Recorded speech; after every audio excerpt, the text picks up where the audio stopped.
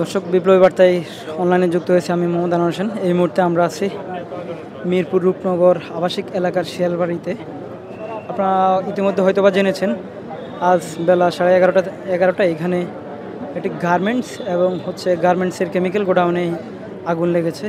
তো সেই আগুন নিয়ন্ত্রণের জন্য ফায়ার সার্ভিসের 12টি ইউনিট এখানে কাজ করেছে এবং ফায়ার সার্ভিসের পাশাপাশি সেনাবাহিনী, বিজিবি, র্যাব এবং পুলিশের সদস্যগণ ছাড়াও ভলেন্টিয়াররা এখানে কাজ করেছে।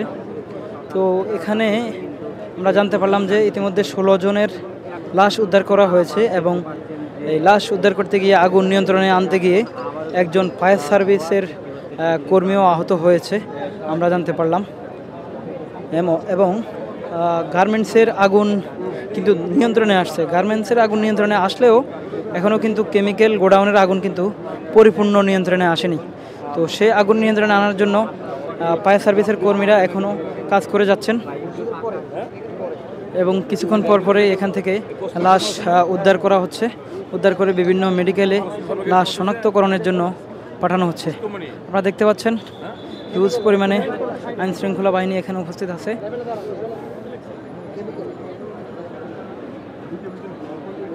কেমিক্যাল গোডাউন থেকে আমরা এখনও কিন্তু দেখতে পাচ্ছি ধোঁয়া বের হচ্ছে এবং ফায়ার সার্ভিসের কর্মীরা এখনও কিন্তু পানি দিয়ে আগুন নিয়ন্ত্রণের চেষ্টা করতেছে।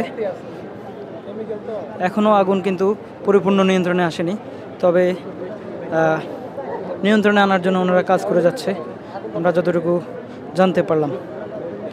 এখনও কিন্তু আগুন পরিপূর্ণ নিয়ন্ত্রণে আসেনি, তবে এখানে আগুন নিয়ন্ত্রণের জন্য ফায়ার সার্ভিসের 12টি ইউনিটের পাশাপাশি পুলিশ, বিজিবি, র্যাব এবং সেনাবাহিনীর বিপুল সংখ্যক সদস্যগণ কাজ করছে। এর পাশাপাশি ভলেন্টিয়ারগণও কাজ করে যাচ্ছে।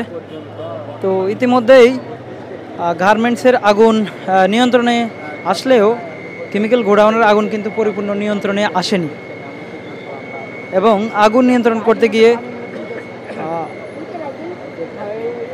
একজন ফায়ার সার্ভিসের সদস্য আহত হয়েছেন এবং এখানে সর্বমোট 16 জন নিহত হয়েছেন বলে আমরা জানতে পেরেছি এবং ওই 16 জনকে ঢাকা মেডিকেলে লাশ শনাক্তকরণের জন্য পাঠানো হয়েছে।